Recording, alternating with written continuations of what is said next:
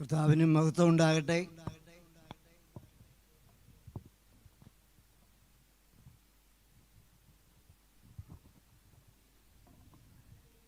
ഇന്ന് പകലിൽ ഇവിടെ ആയിരിക്കുന്ന എല്ലാ ദൈവമക്കൾക്കും യേശുക്രിസ്തുവിൻ്റെ നാമത്തിൽ സ്നേഹവന്ദനങ്ങളെ അറിയിക്കുകയാണ്. പ്രത്യേകിച്ച് പ്രിയ വിളിച്ചാനോടും കുടുംബത്തോടും മറ്റ് സഹോദരങ്ങളോടും ഒക്കെ ഒരുമിച്ച് കർത്താവിനെ ഒന്ന് മഹത്വപ്പെടുത്തുവാൻ കർത്താവ് നൽകിയ സാവകാശങ്ങൾക്കായി കർത്താവിന് സ്തോത്രം പറയുന്നു. ഏറിയ വർഷങ്ങൾക്ക് ശേഷമാണ് ഇങ്ങനെ ഞാൻ ശുശ്രൂഷിക്കാത്ത ഒരു സഭയിൽ എഴുന്നേറ്റ് നിൽക്കുന്നത്. ദൈവത്തിന് സ്തോത്രം ചെയ്യുന്നു. കർത്താവിൻ്റെ കൃപയാൽ കഴിഞ്ഞ 30ഓളം വർഷങ്ങളായി IPCയോടുള്ള ബന്ധത്തിൽ വിവിധ സ്ഥലങ്ങളിൽ കർത്താവിൻ്റെ വേലയിലായിരിക്കാൻ ദൈവം ഇടയാക്കിക്കൊണ്ടിരിക്കുന്ന ദൈവത്തിൻ്റെ വിശ്വസ്തതയ്ക്കും ദയക്കുമായി സ്തോത്രം ചെയ്യുകയാണ്. ഞങ്ങൾ കഴിഞ്ഞ വർഷം ത്തിന് മുൻപായിട്ട് ഞങ്ങൾ അടൂർ ഏഴംകുളം എന്ന സ്ഥലത്താണ് കർത്താവിൻ്റെ വേലയിലായിരുന്നത്. എന്നാൽ കഴിഞ്ഞ വർഷത്തെ ട്രാൻസ്ഫറോടുകൂടിയാണ് കുമ്മനാട് സെൻറ്ററിലെ ചെങ്ങരൂർ എന്ന് പറയുന്ന സ്ഥലത്തുള്ള ചർച്ചിലേക്ക് ട്രാൻസ്ഫറായി കടന്നു വരുവാനിടയായി തീർന്നത്. ഇപ്പോൾ അവിടെ ഒരു വർഷത്തോളമായി ആ സ്ഥലത്ത് ഞങ്ങൾ കർത്താവിൻ്റെ വേലയിൽ നിൽക്കുന്നു. ദൈവത്തിൻ്റെ വിശ്വസ്തതയ്ക്കും ദയക്കുമായി നന്ദിയോടെ സ്തോത്രം ചെയ്യുന്നു. പ്രിയ ബില്ലിച്ചാൻ്റെ മകൻ എബി ഞങ്ങളുടെ മകൾ പ്രിയ വിവാഹം കഴിപ്പാനിടയായി തീർന്നു. ആ നിലകളിൽ പ്രിയപ്പെട്ട കുടുംബവുമായി ഉള്ള ബന്ധത്തിലായിരിക്കാൻ ദൈവം ഇടയാക്കിയ കരുണയെ ഓർത്തും ദൈവത്തിന് നന്ദിയോടെ സ്തോത്രം ചെയ്യുകയാണ്. പ്രത്യേകിച്ചും ഇന്നത്തെ സാഹചര്യം എനിക്ക് നന്നായിട്ടറിയാം. ഒരു ലോക്കൽ സഭാ ശുശ്രൂഷകൻ അനുഭവിക്കുന്ന ബുദ്ധിമുട്ടും നന്നായിട്ട് മനസ്സിലാകും. ദൈവത്തിന് സ്തോത്രം. അതുകൊണ്ട് കൂടുതൽ കാര്യങ്ങൾ പറഞ്ഞ് ഞാൻ സമയം മെനക്കെടുത്താനായിട്ട് താല്പര്യപ്പെടുന്നില്ല. ദൈവത്തിന് സ്തോത്രം. ഇന്ന് വായിച്ച സങ്കീർത്തനത്തിൽ 62-ാം സങ്കീർത്തനമാണല്ലോ നമ്മൾ വായിച്ചത്.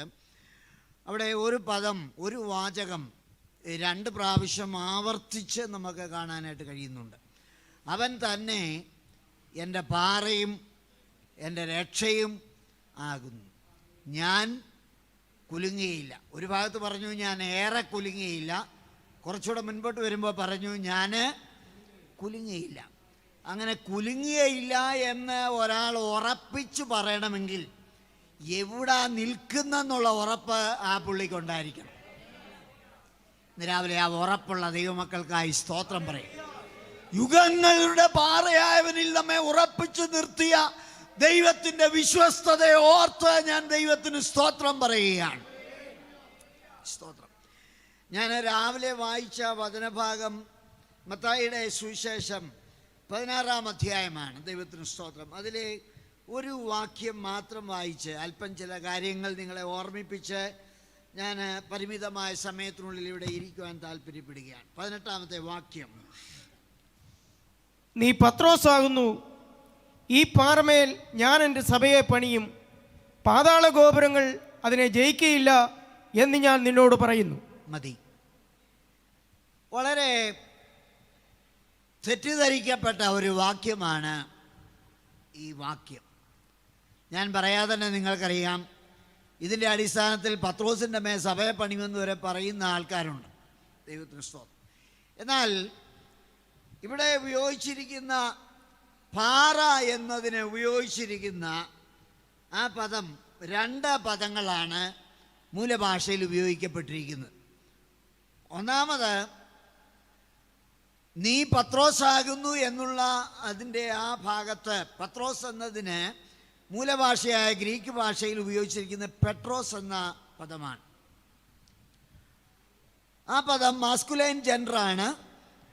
അത് ഒരു ചെറിയ പാറക്കഷ്ണം എന്നുള്ള ആശയം തരുന്ന ഒരു പദമാണ്. ഇളകുന്ന, അങ്ങോട്ടും ഇങ്ങോട്ടും ആടിക്കൊണ്ടിരിക്കുന്ന, ഒരു ഉറപ്പില്ലാത്ത എന്നൊക്കെ ആശയം വരുന്ന, പാറക്കഷ്ണം എന്ന ആശയം വരുന്ന പദമാണ് അവിടെ ഉപയോഗിച്ചിരിക്കുന്നത് മൂലഭാഷയിൽ പെട്രോസ് എന്ന പദം. എന്നാൽ ഈ പാറമേൽ ഞാൻ എൻ്റെ സഭയെ പണിയും എന്നുള്ളതിന് അവിടെ മൂലഭാഷയിൽ ഉപയോഗിച്ചിരിക്കുന്നത് പെട്ര എന്ന പദമാണ്. അത് കിലോമീറ്ററുകൾ കണക്കിന് വ്യാപിച്ച് കിടക്കുന്ന ഒരു പാറ, വളരെ വിസ്തൃതിയുള്ള, എത്ര നാളുകൾ കഴിഞ്ഞാലും മാറ്റം വരാത്ത, അയഞ്ഞുകൊടുക്കാത്ത, അങ്ങോട്ടും ഇങ്ങോട്ടും ചാഞ്ചാടാത്ത ഉറപ്പുള്ള ഒരു പാറയെ കാണിക്കുന്നതാണ് പെട്ര എന്ന പദം. ദൈവത്തിന് സ്തോത്രം. അപ്പോൾ കർത്താവ് പറയുകയാണ്, ഞാൻ ഈ പാറമേൽ എൻ്റെ സഭയെ പണിയും. 2024 വർഷങ്ങളായി ഈ സഭയുടെ പണി തുടങ്ങിയിട്ട്. സ്തോത്രം. ഇന്ന് വരെ അത് ഇളകിപ്പോകാനിടയായിട്ടില്ല.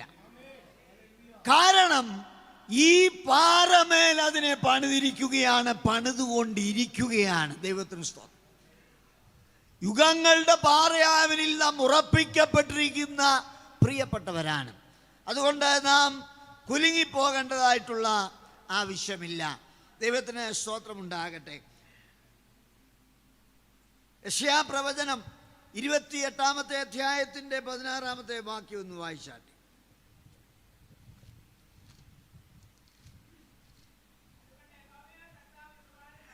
അതുകൊണ്ട് യഹോവയായ കർത്താവ് ഇപ്രകാരം അരുളിച്ചെയ്യുന്നു,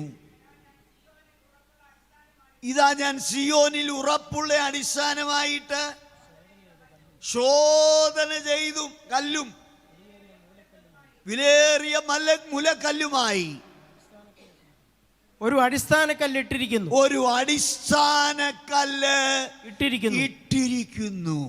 അവനിൽ വിശ്വസിക്കുന്നവൻ ഓടിപ്പോകയില്ല.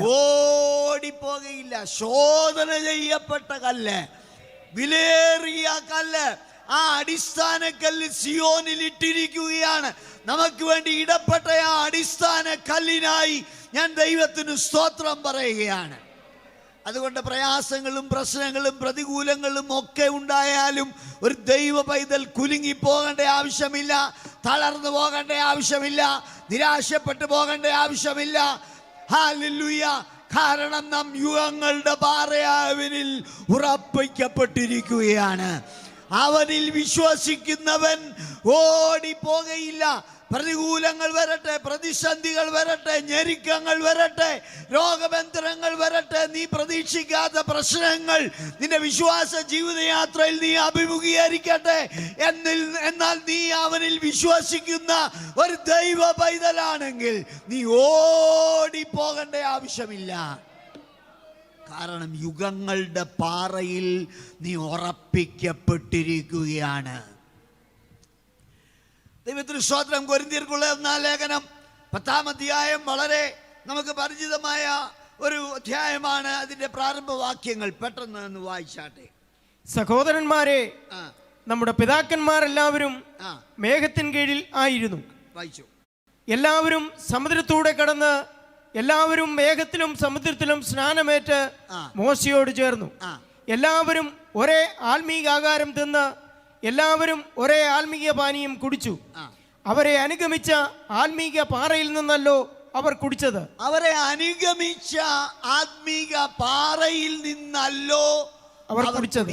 ആ പാറ ക്രിസ്തുവായിരുന്നു. അപ്പൊ ഈ പാറയുടെ പ്രത്യേകത എന്താന്ന് ചോദിച്ചാൽ, ഇവർ പോകുന്നിടത്തെല്ലാം ഇവരെ അനുഗമിക്കുന്ന പാറ.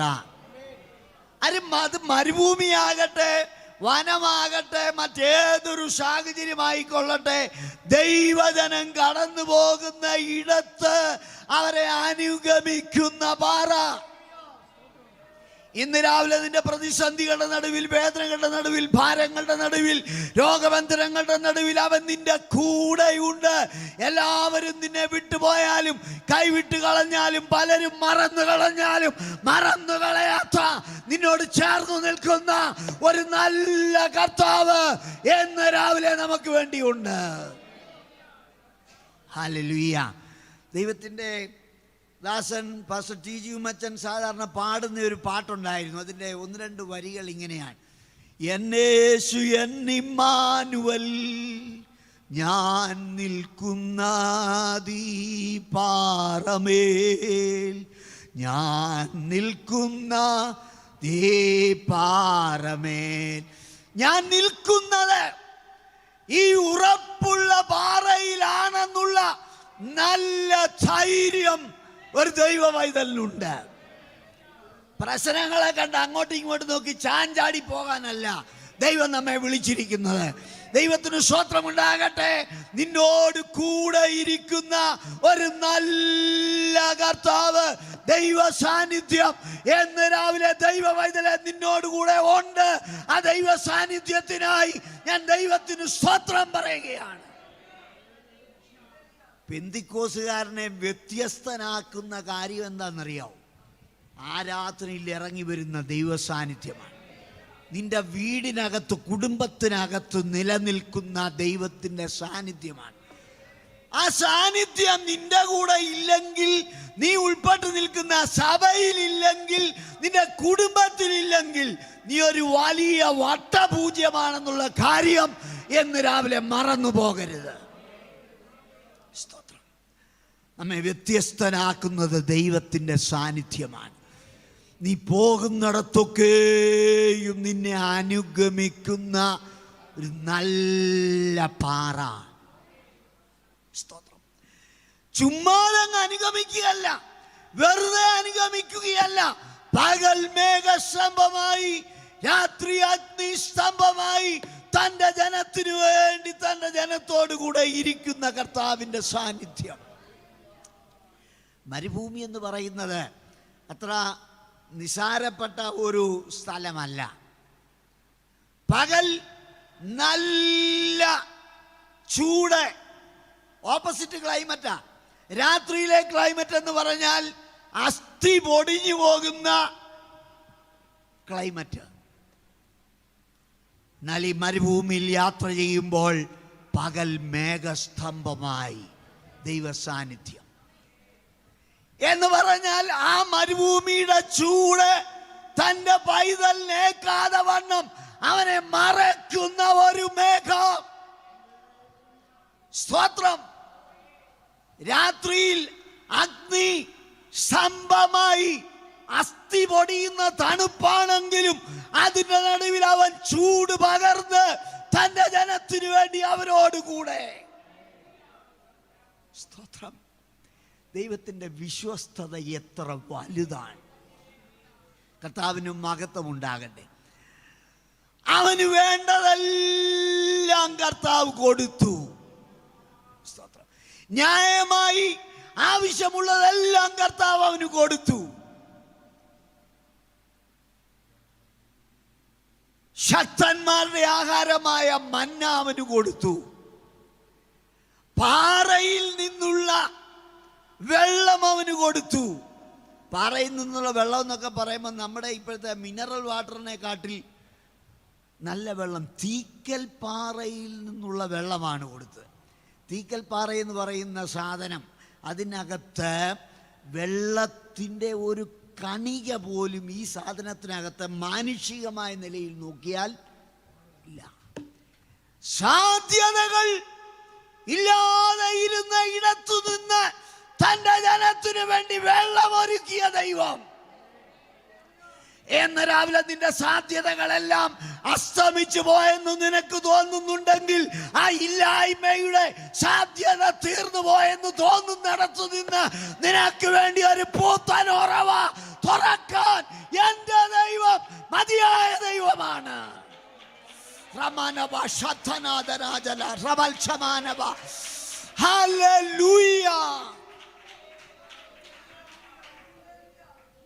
സാധാരണ നമ്മള് ഈ കൂടുതൽ കഴിക്കുന്നത് എനിക്ക് തോന്നുന്നു പോത്തിറച്ചിയാണോ എന്ന് എനിക്കൊരു സംശയമുണ്ട്. ആണെന്നാണ് എൻ്റെ ഒരു ചിന്ത. രാവിലെ എല്ലാവരും സഭായമൊക്കെ ആയിട്ട് ഉപവാസമായിട്ടൊക്കെ വന്നിരിക്കുന്നതിൻ്റെ ഇടയ്ക്ക് ഞാൻ ഈ ഇറച്ചിയുടെ കാര്യം അത്ര പറഞ്ഞത് ശരിയായില്ലെന്ന് എനിക്കറിയാമെങ്കിലും സാധാരണഗതിയിൽ നമ്മൾ പോത്തിറച്ചിയാണ് കഴിക്കുന്നത്. ചില ആളുകൾ ചിലപ്പം പന്നിയുടെ ഇറച്ചി വാങ്ങിച്ച് ഉപയോഗിക്കാറുണ്ട്. പിന്നെ അപൂർവ സന്ദർഭങ്ങളിൽ നമ്മൾ ഈ ആടിൻ്റെ ഇറച്ചിയും നമ്മൾ വാങ്ങിച്ച് കഴിക്കാറുണ്ട്. ഇപ്പോഴത്തെ ഒരു നിലയിൽ 1 കിലോ ആട്ടിറച്ചിക്ക് എനിക്ക് തോന്നുന്നത് 1000 രൂപയോളം വില കാണുമെന്നാണ്, അല്ലെങ്കിൽ 900 എങ്കിലും കാണും. ദൈവത്തിന് സ്തോത്രം. അതുകൊണ്ട് നമ്മളത് അത്രയും വാങ്ങിച്ച് അധികം ഉപയോഗിക്കാറില്ല. എന്നാലൊരു പ്രത്യേക സന്ദർഭം വല്ലതും വന്നാൽ ചിലപ്പോൾ അത് വാങ്ങിച്ചെന്നിരിക്കും. ഇവിടെ ഇസ്രായേലിന് ദൈവം മരുഭൂമിയിൽ കൊടുത്തത് ഇറച്ചി എന്ന് പറഞ്ഞാൽ പോരാ, കാടപ്പക്ഷിയുടെ ഇറച്ചി, ഏറ്റവും ടോപ്പായിട്ടുള്ള ഇറച്ചി. എൻ്റെ ചോദ്യം, ഇവരാരെങ്കിലും ഞങ്ങൾക്ക് കാടപ്പക്ഷിയുടെ ഇറച്ചി വേണമെന്ന് ആരെങ്കിലും ദൈവത്തോട് ആവശ്യപ്പെട്ടോ ഇല്ലയോ? ഒറ്റ ഒരുത്തനും കാട എന്നുള്ളതിൻ്റെ കാന്ന് പോലും ദൈവത്തോട് പറഞ്ഞിട്ടില്ല, അവിടെ അങ്ങ് പുസ്തകത്തിൽ എഴുതിയിട്ടില്ല. പക്ഷെ ഇറച്ചിയില്ലെന്നും പറഞ്ഞ് കുറെ പെറുകുറുപ്പൊക്കെ നടത്തി. പക്ഷെ കൊടുത്തത് കാടപ്പക്ഷിയുടെ ഇറച്ചിയാണ്. സ്തോത്രം. തമ്പുരാൻ കൊടുക്കുമ്പോഴുണ്ടല്ലോ ഏറ്റവും ശ്രേഷ്ഠമായത് അവൻ കൊടുക്കുന്ന ദൈവമാണ്. സ്തോത്രം. ഇന്ന് രാവിലെ നിനക്ക് വേണ്ടി ഏറ്റവും മെച്ചമായത് അവൻ കരുതി വെച്ചിട്ടുണ്ട്. പലരും നിന്നെ മറന്നുപോയെന്ന് വരാം, പലരും നിന്നെ കണ്ടിട്ടും കാണാതെ പോയെന്ന് വരാം. എന്നാൽ നിന്നെ മറക്കാത്ത, നിനക്ക് വേണ്ടി ഏറ്റവും ശ്രേഷ്ഠമായത് കരുതി വച്ചിരിക്കുന്ന ഒരു നല്ല കർത്താവിനെയാണ് ഞാനും നിങ്ങളും സേവിക്കുന്നത്. അതുകൊണ്ട് ഇന്ന് രാവിലെ അവൻ നിനക്ക് വേണ്ടി കരുതുന്ന ദൈവമാണ്. കർത്താവ് പറയാണ്, ഞാൻ ഈ പാറമേൽ ഞാൻ എൻ്റെ സഭയെ പണിയും. ദൈവം പണിയുമെന്ന് പറഞ്ഞാൽ അതിനെ ഇടിക്കാൻ കഴിവുള്ളവൻ ഇന്ന് വരെ ജനിച്ചിട്ടില്ല. സഭയെന്ന് പറയുന്നത് ആരാ? നമ്മളെല്ലാവരും കൂടെ സഭയെന്ന് പറയുന്നു. നമ്മൾ ഓരോരുത്തരുമാണ് സഭ. ദൈവത്തിന് സ്തോത്രം. അങ്ങനെയാണെങ്കിൽ കർത്താവ് പറയുകയാണ്, ഞാൻ നിന്നെ എന്ത് ചെയ്യും? പണിയും. ആ പണിക്കകത്ത് പത്രോസുണ്ട്, പെട്രോസുണ്ട് എന്ന് പറഞ്ഞാൽ ഇവന് അങ്ങോട്ടും ഇങ്ങോട്ടും ചാഞ്ചാടുന്ന സ്വഭാവമുള്ളവനാണ്, ഒരു മെച്യൂരിറ്റി ഇല്ലാത്തവനാണ്, ഏത് വാക്കുകൾ എവിടെ പറയണമെന്ന് അറിയാൻ വയ്യാത്ത ആളാണ്, വലിയ വിദ്യാഭ്യാസമില്ലാത്ത ആളാണ്. സാധാരണ ഒരു കമ്പനിയിലോട്ടൊക്കെ ഒരുത്തനെ ഡയറക്ടറായിട്ടോ മാനേജറായിട്ടോ ഒക്കെ തിരഞ്ഞെടുക്കണമെന്നുണ്ടെങ്കിൽ അവന് നല്ല വിദ്യാഭ്യാസം വേണം, നമ്മുടെ ഭാഷ പറഞ്ഞാൽ വിവരം വേണം, ചെയ്യേണ്ട കാര്യങ്ങൾ ചെയ്യേണ്ട സമയത്ത് കൃത്യമായിട്ട് ചെയ്യാനുള്ള കഴിവൊക്കെ വേണം. ഈ നിലകളിൽ നോക്കിയാൽ ഈ പുള്ളിയെ സഭയുടെ നേരെ മുമ്പിൽ നിർത്താൻ കൊള്ളുന്ന പുള്ളി അല്ല. ദൈവത്തിന് സ്തോത്രം. എങ്കിലും ഈ യുഗങ്ങളുടെ പാറമേൽ പണിയപ്പെടുന്ന പണിക്കകത്ത് ഈ പെട്രോസിനെ കൂടെ ഉൾപ്പെടുത്താൻ ദൈവത്തിന് പ്രസാദം തോന്നി. എന്ന് രാവിലെ നിനക്ക് എനിക്ക് പോരായ്മകളുണ്ട് ഇല്ലെന്ന് ഞാൻ പറയുന്നില്ല. എന്നാൽ ആ പോരായ്മകളെ കണക്കിലെടുക്കാതെ ഈ യുഗങ്ങളുടെ പാറയോട് ചേർത്ത് നിന്നെയും എന്നെയും കൂടെ പണിയാൻ ദൈവം കാണിച്ച മഹാ കരുണ. ഇന്ന് രാവിലെ ആ കരുണയുടെ മുമ്പിൽ ഞാൻ മുട്ടുമടക്കുകയാണ്. സ്തോത്രം. ഞാൻ എൻ്റെ സഭയെ പണിയും. പാതാള ഗോപുരങ്ങൾ അതിനെ ജയിക്കയില്ല. സാത്താൻ എത്ര വിചാരിച്ചാലും നിന്നെ ജയിക്കാൻ കഴിയത്തില്ല. പിന്നെ നീ അവനോട് കോംപ്രമൈസ് ചെയ്യാൻ പോകരുത്. ദൈവത്തിന് സ്തോത്രം ഉണ്ടാകട്ടെ. സാധാരണ ഈ ബലഹീന വിശ്വാസികളെയൊക്കെ ഞാൻ ഈ പ്രവാചകന്മാർക്കൊന്നും എതിരൊന്നുമല്ല. എന്നാലും ബലഹീന വിശ്വാസികളെ ചില പ്രവാചകന്മാരൊക്കെ പറഞ്ഞ് പേടിപ്പിക്കുന്ന ഒരു ശൈലിയുണ്ട്. നിന്റെ വീടിൻ്റെ അടുത്തൂടെ ഒരു വലിയ വരത്ത്, അങ്ങനെ ഒരു പ്രയോഗം കേട്ടിട്ടില്ലേ? നിന്റെ വീടിൻ്റെ അടുത്തൂടെ ഒരു വലിയ വരത്ത് നോക്ക് ഉണ്ട്. വലിയ ഒരു പോരാട്ടം നിനക്കെതിരെ ഉണ്ട്. ഇതൊക്കെ കേൾക്കുമ്പോൾ പാവപ്പെട്ട വിശ്വാസി അങ്ങ് പേടിച്ചു പോകും. ഒന്നും പേടിക്കേണ്ട ആവശ്യമില്ല.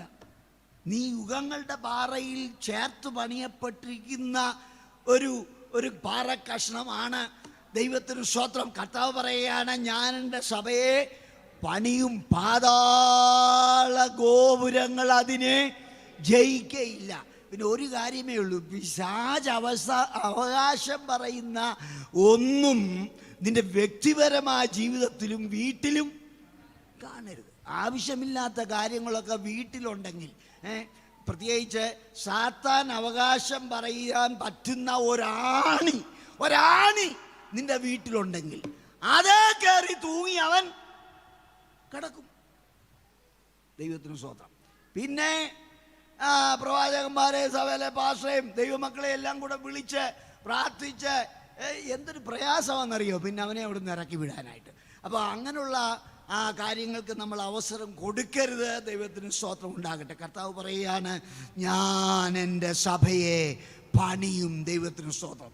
ഹല്ലേലൂയ. അവനിൽ വിശ്വസിക്കുന്നവൻ ഓടിപ്പോകയില്ല. പത്രോസിന്റെ 1-ാം ലേഖനം എടുത്ത് ഞാൻ എൻ്റെ വാക്കുകൾ ഇവിടെ അവസാനിപ്പിക്കുകയാണ്. 1 പത്രോസ് 2-ന്റെ 6 വാക്യം കൂടെ വായിച്ചാട്ട്.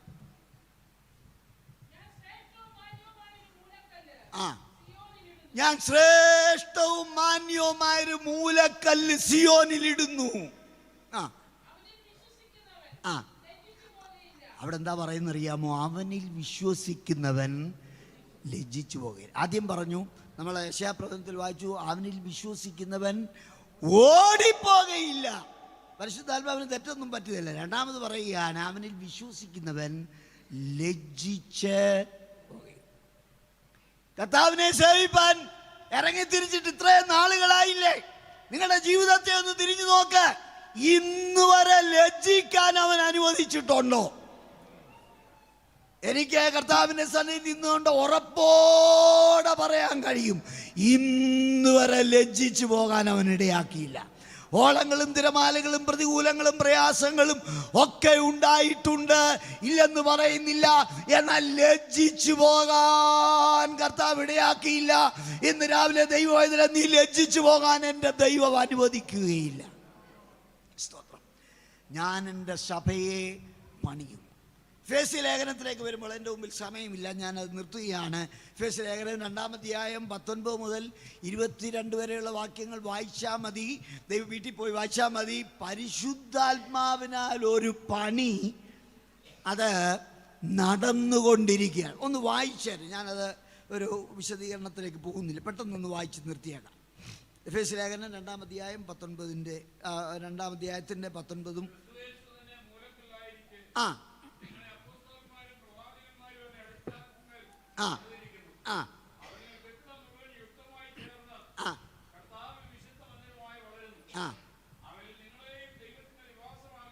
അവനിൽ നിങ്ങളെയും ദൈവത്തിന്റെ നിവാസമാകേണ്ടതിന് ആത്മാവിനാൽ ഒന്നിച്ച് പണിത് വരുന്നു എന്ന് പറഞ്ഞാൽ അതൊരു പ്രസന്റ് കണ്ടിന്യൂസ് ടെൻസിലാണ് അത് എഴുതിയിരിക്കുന്നത്. പറഞ്ഞാൽ നിങ്ങളെയും ആത്മാവിനാൽ പണിത് വരുന്നു. അപ്പൊ ആ പണി നമ്മളിൽ നടന്നുകൊണ്ട് ഇരിക്കുകയാണ്. ഇപ്പൊ പരിശുദ്ധാത്മാവ് നമ്മളെ പണിയാൻ നമ്മൾ എന്ത് ചെയ്യണം? ഏൽപ്പിച്ച് കൊടുക്കണം. പരിശുദ്ധാത്മാവിന്റെ ശബ്ദം മൈക്ക് വെച്ച് കെട്ടി നിങ്ങളോട് പറയുന്ന ഒരു ശബ്ദമല്ല. നിന്റെ അകത്ത് കേൾക്കാൻ കഴിയുന്ന ദൈവാത്മാവിന്റെ ഒരു ശബ്ദമുണ്ട്. പരിശുദ്ധാത്മാവ് പറയുന്ന ആ പരിശുദ്ധാത്മാവിന്റെ ശബ്ദം കേട്ട് നീ മുന്നോട്ട് പോയാൽ നീ ഓരോ ദിവസവും പരിശുദ്ധാത്മാവിനാൽ പണിയപ്പെടും. അങ്ങനെയെങ്കിൽ ദൈവസന്നിധിയിൽ ചെന്നു ചേരാനായിട്ട് കഴിയും. പഴയ നിയമത്തിൽ ദൈവത്തിന് സ്തോത്രം, അവിടെ നമ്മൾ എലയാസർ എന്ന് പറയുന്ന ഒരു വ്യക്തി, അബ്രഹാമിൻ്റെ ദാസനാണ്. ആ മനുഷ്യനെ കാണാനായിട്ട് നമുക്ക് കഴിയുന്നുണ്ട്. ദൈവത്തിന് സ്തോത്രം.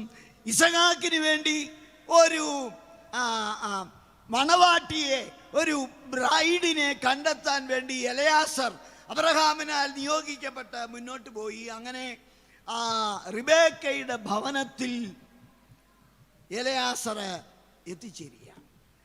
അങ്ങനെ എലയാസറിന്റെ സംസാരവും കാര്യങ്ങളും എല്ലാം കേട്ട് കഴിഞ്ഞപ്പോൾ ഇവളോട് ചോദിച്ചു, ഈ മനുഷ്യനോടുകൂടെ പോകാൻ നിനക്ക് താല്പര്യമുണ്ടോ, മനസ്സുണ്ടോ? അവൾ പറഞ്ഞു, ഞാൻ ഇദ്ദേഹത്തിൻ്റെ കൂടെ യാത്ര ചെയ്ത് പോകുകയാണ്. അങ്ങനെ ആ ഭവനത്തിൽ നിന്ന് റിബേക്ക എലയാസറിനോടുകൂടെ പുറപ്പെട്ട് യാത്ര ചെയ്ത് പോകുമ്പോൾ പല കാര്യങ്ങൾ ഇങ്ങനെ എലയാസർ റിബേക്കയോട് സംസാരിച്ചു കൊണ്ടാണ് മുന്നോട്ട് പോയത്. അങ്ങനെ പോകുമ്പോൾ കുറെ ദിവസങ്ങൾ കഴിഞ്ഞപ്പോൾ ഇവരുടെ മൃഗവാഹനങ്ങൾ ഒരു പ്രത്യേക സ്ഥലത്ത് വെളിപ്രദേശത്തെത്തിയപ്പോൾ ഒരു പുരുഷനെ റിബേക്ക കണ്ടു. അവനെ കണ്ടപ്പോൾ അവൾ വാഹന മൃഗത്തിൻ്റെ പുറത്തു നിന്ന് ഇറങ്ങി അവളുടെ തലയിൽ മൂടുപടം ഇട്ടു. കാരണം എന്താണെന്നറിയോ? ഈ മനുഷ്യൻ ആരാണെന്ന് റിബേക്കയ്ക്ക് മനസ്സിലായി. എങ്ങനെ മനസ്സിലായി? ഇതിനു മുമ്പേയും ഈ യാത്ര ചെയ്തപ്പോഴെല്ലാം ഒരുപാട് ആണുങ്ങളെ ഇവൾ ആ യാത്രയിൽ കണ്ടില്ലേ?